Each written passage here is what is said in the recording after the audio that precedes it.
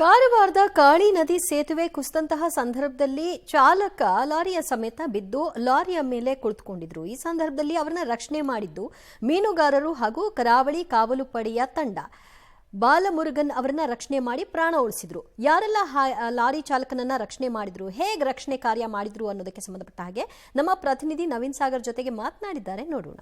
ಕಾರವಾರದ ಕಾಳಿ ನದಿಯ ಹಳೆಯ ಸೇತುವೆ ಕುಸಿಯಲ್ಪಡ್ತು. ಈ ಸಂದರ್ಭದಲ್ಲಿ ಲಾರಿ ಸಮೇತವಾಗಿ ಚಾಲಕ ಕೂಡ ಆ ನದಿ ನೀರಿಗೆ ಬಿದ್ದಿದ್ರು. ಅನಂತರ ಅವರು ಹೇಗೋ ಮಾಡಿ ಲಾರಿಯ ಮೇಲೆ ಹತ್ತಿ ಕುಳಿತುಕೊಂಡ್ರು.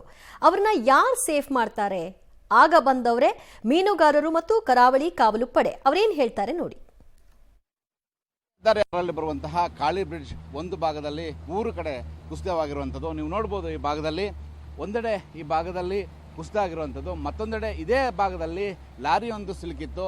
ಆ ಲಾರಿಯಲ್ಲಿ ಸಿಲುಕಿದ್ದ ಲಾರಿ ಚಾಲಕರನ್ನ ರಕ್ಷಣೆ ಮಾಡಿರುವಂಥದ್ದು ಮೊದಲನೇದಾಗಿ ಸ್ಥಳೀಯ ಮೀನುಗಾರರು, ಜೊತೆಗೆ ಕರಾವಳಿ ಕಾವಲು ಪಡೆಯ ಸಿಬ್ಬಂದಿಗಳು ಮತ್ತು ಅವರ ತಂಡ ಇವತ್ತು ಆ ಕಾರ್ಯಾಚರಣೆಯಲ್ಲಿ ಭಾಗಿಯಾಗಿ ಶಿರೂರಿನಲ್ಲಿ ರಕ್ಷಣೆ ಮಾಡಲಿಕ್ಕಾಗಿಲ್ಲ, ಆದರೆ ಕಾರವಾರದಲ್ಲಿ ಇವತ್ತು ರಕ್ಷಣೆ ಮಾಡಲಿಕ್ಕೆ ಸಾಧ್ಯ ಆಗಿದೆ.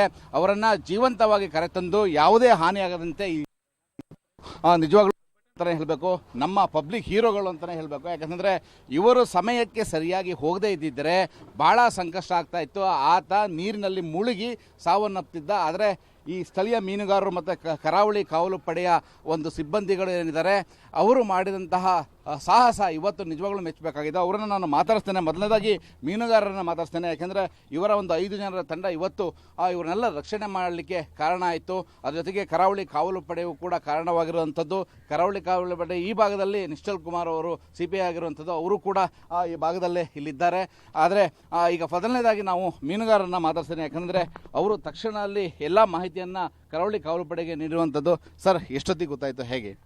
ಸರ್, ನಾವು ಬಲೆ ಹೊಡಿಲಿಕ್ಕೆ ಬಂದಿದ್ದೆ ಸರ್.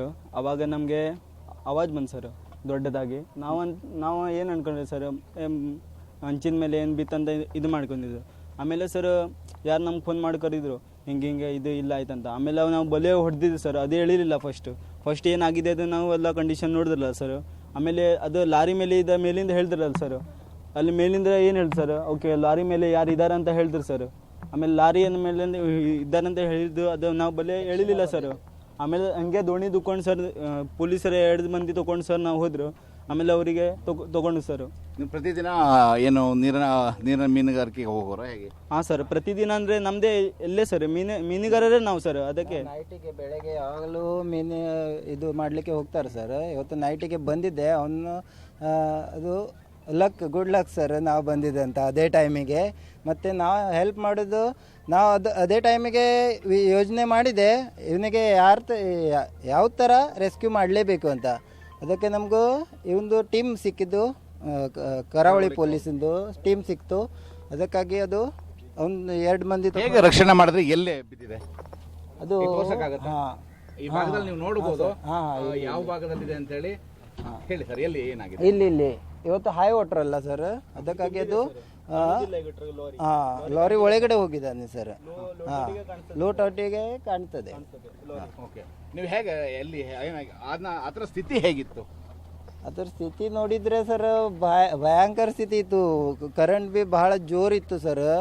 ಸಮೀಪ ಹೋಗ್ಲಿಕ್ಕೆ ಆಗಲಿಲ್ಲ. ಯಾಕೆಂದರೆ ಕೇಬಲ್ ಎಲ್ಲ ಸರ್ ಅದು ಫ್ಯಾನಿಗೆ ಮೋಟರಿಗೆ ಬರ್ತಾರೆ ಅಲ್ಲ, ಅದಕ್ಕಾಗಿ ರಿಸ್ಕ್ ಇತ್ತು ಸರ್. ಅದಕ್ಕೆ ನಾವು ರಿಸ್ಕ್ ತಗೊಂಡು ಮತ್ತು ಒಂದು ಕಾವಲ್ಪುಡಿಂದು ಪೊಲೀಸವರು ರಿಸ್ಕ್ ತಗೊಂಡು ಮುಂದೆ ಹೋಗೋಣ, ಎಷ್ಟು ಬೇಗ ಆಗ್ತದೆ ಅಷ್ಟು ಬೇಗ ಅವನಿಗೆ ರೆಸ್ಕ್ಯೂ ಮಾಡಿದ್ದಾರೆ. ಯಾಕೆಂದರೆ ಲಾರಿ ಒಳಗಡೆ ಹೋಗಿದ್ರೆ ಸರ್ ಅವನು ಆಮೇಲೆ ಕೈಗೆ ಸಿಗೋದಿಲ್ಲ. ಅದಕ್ಕಾಗಿ ನಾವು 30 ನಿಮಿಷದಲ್ಲಿ ರೆಸ್ಕ್ಯೂ ಮಾಡ್ಕೊಂಡು ಅವನಿಗೆ ಹಾಸ್ಪಿಟಲೈಸ್ ಮಾಡಿದ್ರಿ ಸರ್. ನೀವು ನೋಡ್ಬೋದು. ಇನ್ನೊಂದ್ಸಲ ನಿಮಗೆ ತೋರಿಸ್ತೀನಿ. ಇವರು ಮೀನುಗಾರರು, ಒಟ್ಟು 5 ಜನರು ಮೀನುಗಾರರಿದ್ದರು. ಇವರೆಲ್ಲರೂ ಕೂಡ ಏನು ಕಾಳಿ ನದಿಯ ಭಾಗದಲ್ಲಿ ಪ್ರತಿದಿನ ಮೀನುಗಾರಿಕೆಯನ್ನು ಮಾಡುವಂಥವ್ರು. ಇವರು ಇದರಿಂದಾಗಿ ಕರಾವಳಿ ಕಾವಲು ಪಡೆ ಇಲ್ಲಿ ಸಿಬ್ಬಂದಿಗಳಿದ್ದಾರೆ, ಅವರೆಲ್ಲರೂ ಕೂಡ ಕಾರಣ. CPI ಅವರು ಕುಮಾರ್ ಅವರು ಇದ್ದಾರೆ. ನೀವು ನೋಡ್ಬೋದು ಈ ಭಾಗದಲ್ಲಿ ಇವರ ತಂಡ ಇವತ್ತು ಕಾರ್ಯಾಚರಣೆ ಮಾಡಿ ಒಂದು ಜೀವವನ್ನು ಉಳಿಸಿದೆ.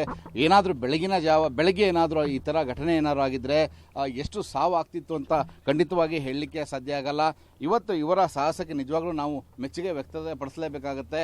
ಹಾಗಾಗಿ ಪಬ್ಲಿಕ್ ಟಿವಿಯಿಂದ ನಾನು ಇವರಿಗೆ ಅಭಿನಂದನೆಯನ್ನು ಸಲ್ಲಿಸ್ತೇನೆ. Camera Surendra Naveen Sagar, public TV, Karwar.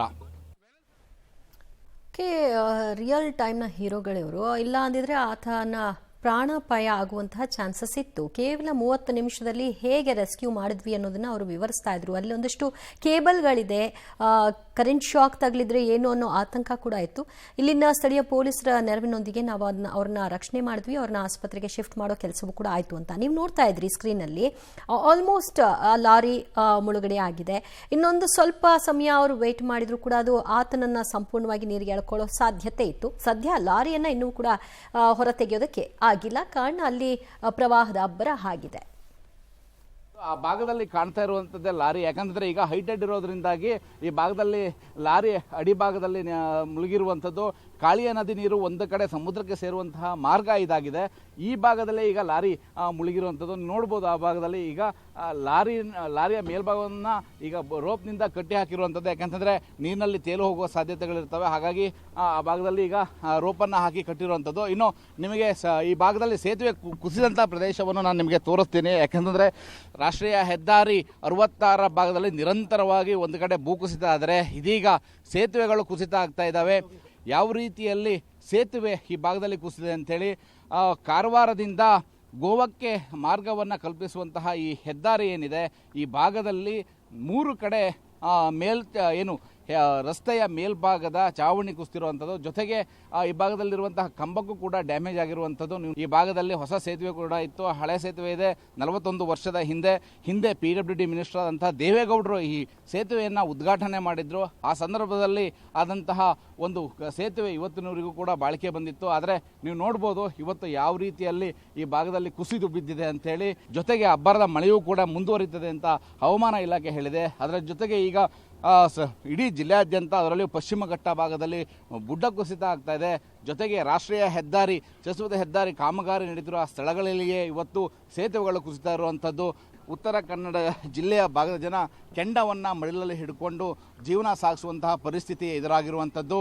ಸದ್ಯ ಇವತ್ತು ಕಾಳಿ ನದಿಯಲ್ಲಿ ಬಿದ್ದಂತಹ ಲಾರಿಯಲ್ಲಿದ್ದಂತಹ ಚಾಲಕನನ್ನು ಈಗ ಮೇಲೆತ್ತಿರುವಂಥದ್ದು, ರಕ್ಷಣೆಯನ್ನು ಮಾಡಲಾಗಿದೆ. ಆದರೆ ಮುಂದೇನಾದ್ರು ದೊಡ್ಡ ಅಪಾಯ ಆದರೆ ಯಾರು ಹೇಗೆ ರಕ್ಷಣೆ ಮಾಡಲಿಕ್ಕೆ ಸಾಧ್ಯ? ಒಟ್ಟಿನಲ್ಲಿ ಉತ್ತರ ಕನ್ನಡ ಜಿಲ್ಲೆಯಲ್ಲಿ ಆಗಿರುವಂತಹ ಈ ರೀತಿಯ ಪ್ರಕರಣಗಳು ಮತ್ತೆಲ್ಲೂ ಆಗದಿರಲಿ ಅನ್ನೋದೇ ನಮ್ಮ ಆಶಯ. ಕ್ಯಾಮರಾಮನ್ ಸುರೇಂದ್ರ ಜೊತೆ ನವೀನ್ ಸಾಗರ್, ಪಬ್ಲಿಕ್ ಟಿವಿ, ಕಾರವಾರ.